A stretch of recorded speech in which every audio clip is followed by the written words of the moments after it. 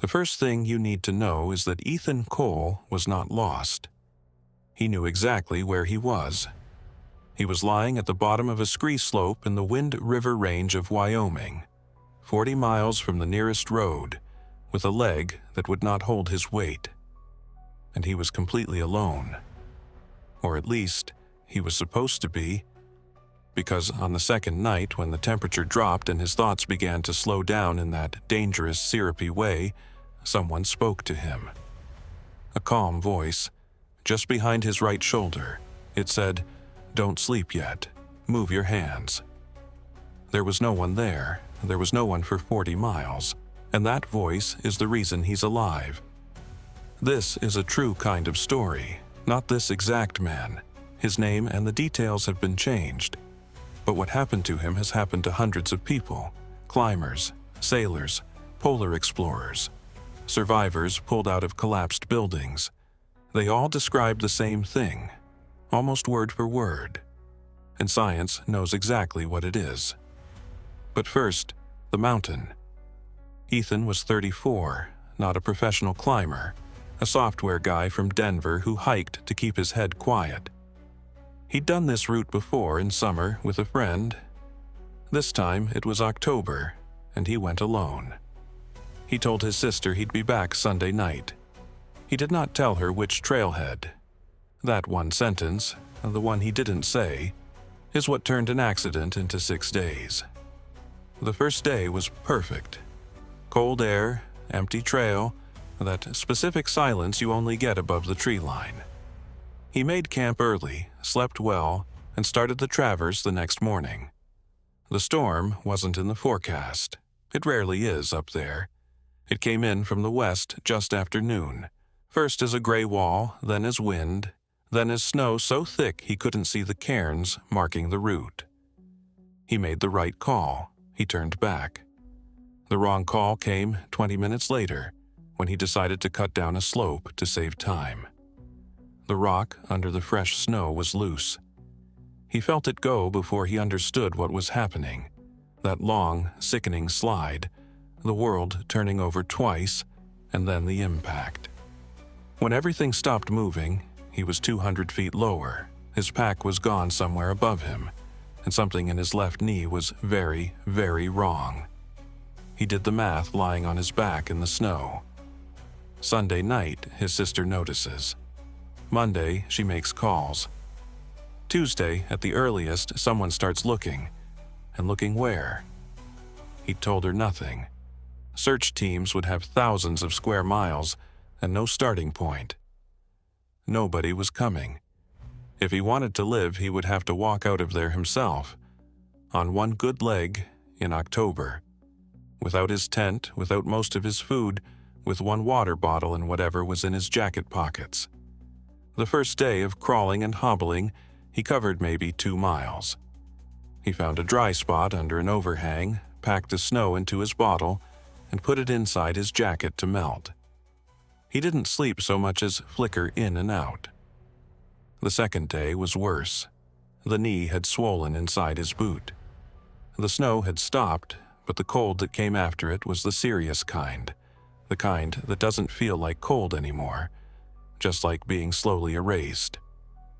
By nightfall, his thoughts were drifting. He caught himself staring at his own hands for what might have been a minute or might have been an hour. That's when the voice came. "Don't sleep yet. Move your hands." He turned around. Nothing. Rock, snow, the dark. But here's the strange part, and every survivor says this same strange thing. He wasn't afraid.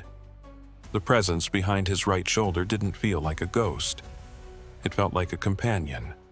Like someone competent and calm had simply joined the expedition, and it would have been rude to question it. So he didn't question it. He moved his hands. For the next 4 days, the voice ran the operation. It was never dramatic. It never said, "You will survive," or "Keep fighting." It said practical things. Rest here, but only to a count of 200. Not that slope, the other one. Eat the last bar now. You're saving it for a version of you that won't exist if you don't eat it now.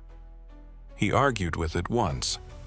On day 4, he wanted to follow the drainage downhill. Downhill felt right. Downhill felt like less pain. The voice said, "No. Stay high, follow the ridgeline south." He was furious. He cried, actually, sitting in the snow, a grown man sobbing at someone who wasn't there. Then he went south along the ridge. The drainage he wanted to follow, he learned later, dead ends in a slot canyon. In his condition, it would have been a stone coffin. On the 6th day, he came over a rise and saw something geometrically wrong for a wilderness, a straight line, a fence, then a ranch road. Then, an hour later, headlights. The rancher who picked him up said Ethan was calm. Frostbitten, dehydrated, 40 pounds of gear lighter than a man should be out there, but calm. He drank the coffee, held his hands to the heater vents, and then he asked a question that made the rancher's skin crawl. He asked, "Did you already pick up the other guy?" There was no other guy. There was never any other guy. And when Ethan understood that, really understood it, in a hospital bed 2 days later, he said the presence had already faded, the way a dream fades. It left the moment he was safe, as if its job was done. So what was it? Here's what happens inside a human brain pushed to the absolute edge. Your brain runs a constant, quiet process in the background, a process that keeps track of one simple fact. This body is me, and I am here. You never notice it working, the same way you never notice your heart beating. But that process needs fuel and stability. Cold, exhaustion, injury, terror, and total isolation, all at once, for days, starve it. And when that system starts to fail, something remarkable happens. The sense of me doesn't just shrink, it splits. Part of your mind, the calm part, the part that knows things, the part that has been quietly keeping you alive your whole life, separates from the suffering part.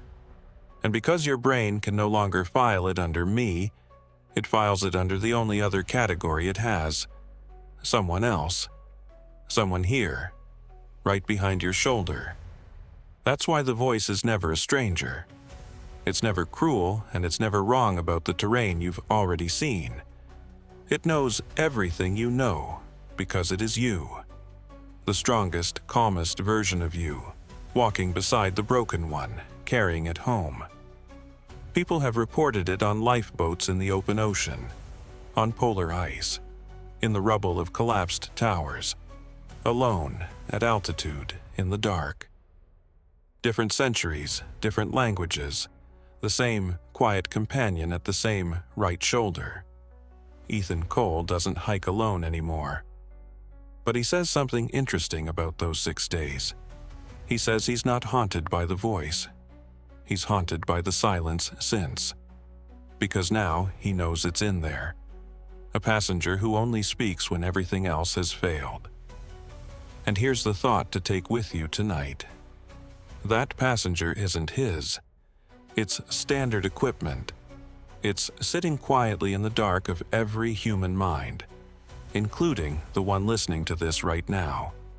It knows everything you know, and it's waiting for the day you need it.